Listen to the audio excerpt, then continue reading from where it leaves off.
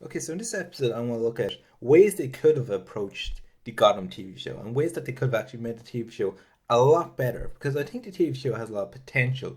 It's just rough around the edges. So before I go into this video, I'm just going to say that I'm quite a big Batman fan. I've watched every live action incarnation of Batman from Adam West in the 1960s to, of course, Ben Affleck as of this year. I've also kept up to date with most of the animated movies. I remember watching the original 1990s animated TV show. I watched the Batman of the Future or Batman of the Beyond series as well. I've also played the Arkham games. I've read into a lot of Batman's major story arcs, and I've also read into lots of details into his major antagonist and his major allies. I feel that I know a lot about Batman to do a video on how they should have approached the Gotham TV show. I remember when season 1 first aired, I watched it on a weekly basis, and there's a lot of things I did like about the show, and there's a lot of things I didn't quite like about the show. And I remember I left season 1 kind of a little disappointed, and I didn't actually come back to watch season 2 until it was fully aired and it was fully on Netflix. So I watched it all on Netflix one by one, and once again I had the same feeling. In other words, I was still disappointed with how the season finale ended. And I'm just going to talk about a few things I did like about both seasons, the lore of the show, if you will. Well, what I did like is I did like the idea of the timepiece where it's set in. It's not like contemporary time. It's not modern day. It's set in its own time period. And that really works. It makes it really feel more fresh and original rather than a time period that we're in which iPhones and, of course, social network. I actually like the way it's set in its own time period. It really does help depart it from other detective shows. I also really like the cinematography of the show. A lot of detective shows, you get that kind of really kind of generic grey look or that kind of really dull down kind of look to the show, or kind of like a blue tint all over the show. But thankfully, Gotham actually looks pretty nice. Actually, it's a really nice looking show. It's got a really nice sense of art design. It's really got a unique costume look as well, and also there's really nice lighting as well. There's some really nice framing of shots as well, and it really does a great job of doing that as well. I also really liked the mob story in season 1. I thought that really played out quite well between Falcone and, of course, Sal Maroni, and of course having the rise of the Penguin storyline. All that was really good. Actually, I really enjoyed all those elements. I thought that was all fantastic. I also like the way that it's a detective show that has a lot of iconic characters that we're familiar with, so that keeps us engrossed into the show, knowing that we are familiar with this character from various comics and movies over the years. That's just what I feel that the show got right, and I just want to look into ways they could have approached the TV show better. So in order for me to do this, there will be kind of spoiler-ish moments, so I will have to spoil a few things here and there. Now, I'm going to keep the spoilers to a minimum, and I feel I can do that. My major problem with the show is that it doesn't know how to get the tone right. The tone of the show is really, really uneven. In the show, we've seen a lot of blood squibs, we've seen a lot of murders, and we've seen decapitations, and we've seen hands being cut off. We've seen a lot of violence in the TV show. We've seen guys beaten to death. We've seen Jim Gordon getting his ass whooped quite a few times in a quite brutal manner. We've also seen guys being beaten up with baseball bats. We've seen prison scenes in which guys are getting shanked and stuff like that. You've seen quite a lot of bloody, gory stuff in it. The thing is, what the show gets wrong is the fact that it has this really gritty, dark edge to it, but it also has this camp overtone that kind of surrounds it a little too much. I mean, characters like Fish Mooney and, of course, the Penguin's mother, both those characters, they really add this kind of really over-the-top, cheesy performances to the narrative, and it really counteracts that dark edge of the show. There's also other moments like Edward Nigma. He can kind of come off as really corny as well. The show needs to find its tone, find its balance. If it wants to be a dark edge show or kind of a Joel Schumacher Batman type narrative. So it needs to find the balance. And I think it should definitely go towards this dark edge. Because if you think about it, all the violence in Gotham, it kind of doesn't add up. You don't feel the actual drama of the violence because it's got all this camp overtone to it. So what it needs to do is back away from that camp overtone and actually just focus on being a dark, gritty kind of detective show, because Batman has changed over the years. It started off kind of serious, then it got kind of campish, and then it got kind of dark and gritty. And we know the Batman as of now. He's the dark, gritty Batman that we know and love. So Gotham needs to be that dark, gritty version of Gotham that we are familiar with nowadays. Another thing I don't quite like is Jim Gordon's character can be a little off in terms of character. He's quite a hot-headed character, you know, the type of character who uses violence quite a bit to get what he needs, and I don't really like that a lot about him. He's quite an angry type character, and I always could picture Jim Gordon as more of a calm and collective type character, the type of character who really chooses to think before he acts. But this isn't the case with the TV show. In many cases in the TV show, Jim Gordon is more go in guns blazing type guy rather than a guy who's really thought of everything before taking an action. Like, I always think of Jim Gordon as a type of character who he takes in his environment, you know, before he acts upon that. And that's why I think it would work better, kind of a Jim Gordon who's more calm, collective, a Jim Gordon who uses his vocals, his voice, his reasoning skills first, and then decides to go in with violence. I always think violence to Jim Gordon should be the last thing he thinks about.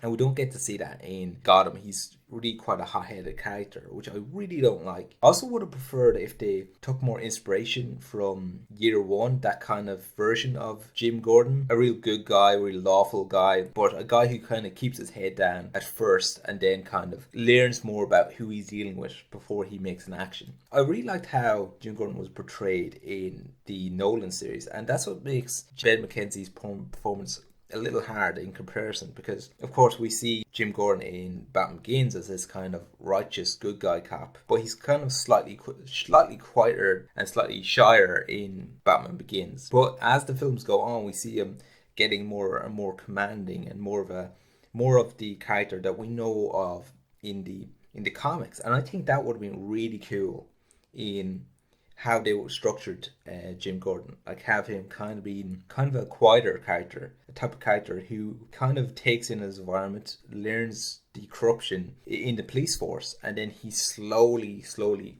kind of brings these guys down, rather than a guy who's already a commanding kind of officer already. I think it would have been a greater sense of growth if he was slowly growing into this commanding type officer. Because right now in the show, Jim Gordon could easily become a captain of the police department because he has that confidence, and it would have been cooler if this grew on him over seasons rather than having him already pretty mature as a character. Another thing I don't like is how Barbara is portrayed, and I know Barbara is not the biggest character in the Batman lore, but she is also a fairly important character, and we've seen her do all sorts of crazy things in season 1 and season 2 of the show.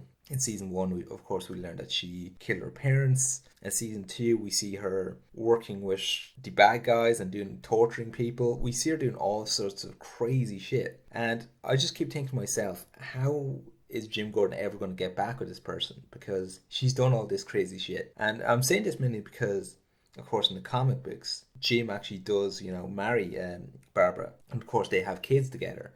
And of course, Barbara ends up having a daughter also called Barbara. And she ends up being Batgirl, and she ends up becoming Oracle. I just think this version of Barbara Senior, she's just way too crazy to become this comic version of this character. Like, I kind of wish she was kind of more of a quieter character, a character who's more moral support on Jim Gordon, maybe a character who's got a little lightheartedness to her, maybe a character that can really make Jim Gordon laugh a little bit, because Jim Gordon is quite a serious character in the series. Like, he doesn't laugh much, he's just a type of character who's always kind of in the zone. And I think if they portrayed Barbara right, you could have brought in out more of a human side to Jim Gordon. But sadly, as the TV show goes, Barbara's still a very villainous character, and she's never going to be that kind of supporting figure that she always should have been from the very beginning. Another thing I don't like is how some of the characters are introduced, the major characters that are introduced. The way they introduced him in the pilot was absolutely horrible. Edward Nygma, the first time he was introduced, we see him launching a dozen riddles towards Harvey Bullock and Jim Gordon. That's how he's introduced. And of course, Harvey Bullock has the line like, once you stop with the riddles, Riddle Man, or something like that. It's said quite a lot where they refer to him as Riddle Man or something like that. He's constantly throwing out riddles, and it's really shoehorned in quite a bit. The same can be said with Penguin. Like his whole look is quite, penguin looking, and it's kind of distracting in that sense. They also had to have him walk like a penguin as well, and that's kind of really irritating to the point that we get that he walks like a penguin, he looks like a penguin, but it's said so many times that it gets a little shoehorned in. Same can be said for like Harvey Dent. There's a scene in season 1 where of course Harvey Dent he's seen where the lighting kind of creates this kind of silhouette on him in which he's kind of, his face, one face is dark, side of his face is dark, and the other side of his face of course is normal. And so it's like, this guy will end up being Two-Face. Also, they done the same thing with Jonathan Crane, where it's just like, of course, he sees, scarecrows. Little things like that are really irritating. Like, if you're going to introduce a major character from the comics, do it with a sense of subtlety. Not like how they done it with Selena Kyle. Whenever we do see Selena Kyle, she's always doing some sort of like cat type pose. You get it that she's going to end up being Catwoman. It lacks subtlety completely. It would be better if it was more clever, like really clever writing about these characters. And I get why they done this, because a lot of people, they might know these characters by their real name. They know them by their aliases. But I'd rather if they were a little more subtle when it comes to just introducing these characters. Maybe have them develop more and more, and as soon as they develop, you will learn more that these are these actual characters, these characters that they'll grow up to be, rather than, oh look, it's the Riddler Man, Edward Enigma. Or, look, this guy kind of looks like a penguin. He's definitely a penguin. Stuff like that is really kind of irritating because it's really kind of forced. If they were a little more subtle with actual character introductions, the show would actually feel a lot better. And if they were kind of more subtle on hinting about these characters in the future and what they're going to become, that'd be also better. My other problem is with the character ages. I know that a lot of people have brought this up, but a lot of characters, kind of major characters, have already been introduced. A lot of these characters are going to be dealing with Batman at one stage. I mean Bruce Wayne, and already they're all quite grown up, and that is quite irritating. I know they kind of introduced the Riddler, and he's going to be, I know Riddler in the show is about in his 30s or so. So he's going to be probably in his 40s, maybe 50s by the time Bruce Wayne becomes Batman. A lot of the major mob bosses, they're already in their 40s, 50s. And by the time Batman comes around, they're probably going to be heading towards retirement age. I know that they introduced Hugo Strange, and same situation. He's going to be probably in the 60s by the time Batman comes around. And it's just really irritating in that sense. The same can be said for Harvey Dent, because we all know that Harvey Dent and Bruce Wayne had a relationship. They were actually friends, which was really interesting and I really liked. They done that really well in the Batman animated TV show, where they were friends first, and then of course tragedy happened, and Harvey Dent of course became Two-Face, and that kind of really created a conflict between their friendship. I thought that was really cool in the animated series, but sadly we won't have that because Harvey Dent is going to be older than Bruce Wayne by several years, and that kind of really irritates me. That I get it that they introduce all these characters, but they didn't actually think of Bruce Wayne as a whole. They didn't actually think of, oh, this guy's going to end up becoming Batman. Shouldn't we actually wait for these characters to grow up around him rather than introduce these iconic characters around Jim Gordon's character? And those are a few things I didn't quite like about these certain characters and how they were introduced. Another thing I have a problem with the show is killing off well-established characters. Now, they already killed off Sal Maroni. We all know that Sal Maroni ends up throwing acid on Harvey Dent's face, which of course leads him to become Two-Face, and that's a major story arc, and he's already being killed off. The thing about it is, though, it's tricky in such a way that quite a few of these characters, they can't really be killed off, because these characters of course are going to have to grow up to be part of the Batman narrative. But the problem is, I think the show, they want to do their own thing, and actually I think the show we're never going to see a version of Batman, which is really sad because it would have been cool, and I don't think it's going to happen. That's my next point. I actually would love to see a bit more of a year gap between each season. I would love to see, because we know that the TV show is set in its own timeline and it's not set in contemporary time. That means that you could jump maybe 5 years between seasons. So it would have been cooler because we could see like kind of an older version of Bruce Wayne as he's slowly growing up, and also a kind of more of a maturity to Jim Gordon. And of course, it'd make more sense because it would be pretty cool to see maybe a young Bruce Wayne, like kind of like how they done on year one, where he's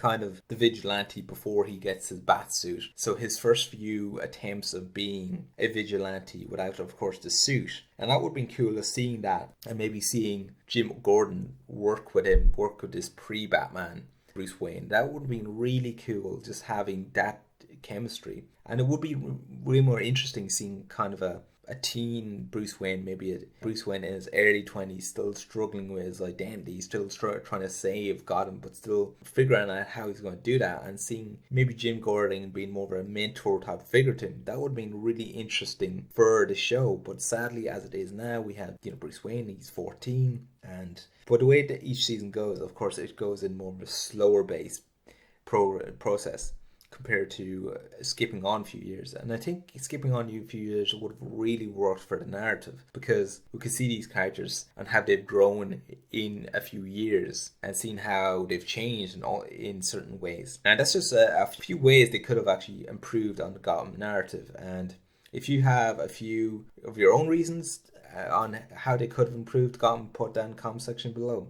Thanks for watching, and subscribe to the channel if you like what you see.